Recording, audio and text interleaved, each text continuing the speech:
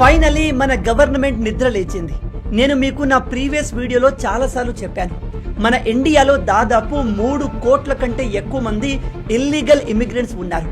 వీళ్ళు మాక్సిమం బంగ్లాదేశ్ నుంచి వచ్చిన ముస్లిమ్స్ అండ్ మయన్మార్ నుంచి వచ్చిన రోహింగ్యాలు ఉంటారు. మన దేశంలో జరిగే 70 to 80% క్రైమ్స్ వెనుక వీళ్ళే ఉంటారు. మీరు గమనించండి, సిఏఏ, ఎన్ఆర్సీ లాంటి కొత్త చట్టాల్ని గవర్నమెంట్ తెస్తుంది అని తెలిసిన వెంటనే వీళ్ళంతా రోడ్లపైకి వచ్చి ధర్నా చేస్తారు, భారీ ప్రొటెస్టులు చేస్తారు. ఇలా ప్రొటెస్ట్ చేసే మాక్సిమం ముస్లింలందరూ రోహింగ్యాలు, బంగ్లాదేశ్ వాళ్ళే ఉంటారు. Indian Muslims maximum central government తీసుకువచ్చే చట్టాల్ని గౌరవిస్తారు. అయితే ఇప్పుడు హోమ్ మినిస్టర్ అమిత్ షా గారు అన్ని రాష్ట్రాలకు, యూనియన్ టెరిటరీస్కి 30 days డెడ్లైన్ ఇచ్చి 30 రోజుల్లోనే దేశవ్యాప్తంగా ఉన్న ఇల్లీగల్ ఇమిగ్రెంట్స్ ని ఐడెంటిఫై చేయాల్సిందిగా ఆర్డర్ పాస్ చేశారు.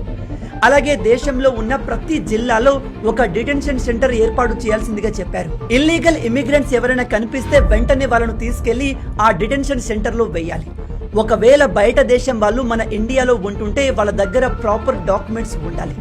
మీలో తెలియని వాళ్ళకి చెప్తున్నాను, రీసెంట్ గా పాకిస్తాన్కి మనకు యుద్ధం జరిగినప్పుడు లక్షల మంది మన దేశ ముస్లిం మహిళలు పాకిస్తాన్ యువకుల్ని పెళ్లి చేసుకున్నట్టుగా తెలిసింది.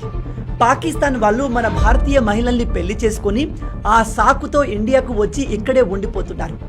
వీళ్ళలో ఒక్కొక్కరికి 5-10 మంది పిల్లలు ఉన్నారు. రేపు వీళ్ళంతా మన దేశ ఇంటర్నల్ సెక్యూరిటీకి అతిపెద్ద థ్రెట్ గా మారుతారు. బహుశా ఇది పాకిస్తాన్ ప్లాన్ కూడా కావచ్చు. నిజం చెప్తున్నాను, ప్రజెంట్ మన దేశంలో ఉన్న ఇల్లీగల్ 3 కోట్ల మంది పాకిస్తాన్, బంగ్లాదేశ్, మయన్మార్ రోహింగ్యాలు తలుచుకుంటే దేశాన్ని సర్వనాశనం చేయగలరు. కాబట్టి వీళ్ళను ముందే ఐడెంటిఫై చేసి దేశం నుంచి బయటకు గెంటేయడం చాలా అవసరం. లేట్ అయినా మన కేంద్ర ప్రభుత్వం ఈ విషయాన్ని రియలైజ్ అయ్యి ఇప్పుడు స్ట్రిక్ట్ యాక్షన్ తీసుకోవడం నిజంగా ఒక మంచి విషయం. మీకు కూడా బయట ఎవరైనా బంగ్లాదేశీ లేదా రోహింగ్యాలు ఉన్నట్టు తెలిస్తే వెంటనే పోలీసులకు ఇన్ఫార్మ్ చేయండి. ఇలా ఎందుకు చెప్తున్నాను అంటే, మన హైదరాబాద్లో కూడా చాలా మంది పాకిస్తాన్, బంగ్లాదేశ్, మయన్మార్ రోహింగ్యాలు ఇల్లీగల్ గా ఉంటున్నారు. ఈ విషయం ప్రతి ఒక్కరికి తెలిసేలా వీడియోను షేర్ చేయండి. ఈ వీడియోను షేర్ చేయడం భారతీయులుగా మీ అందరి బాధ్యత.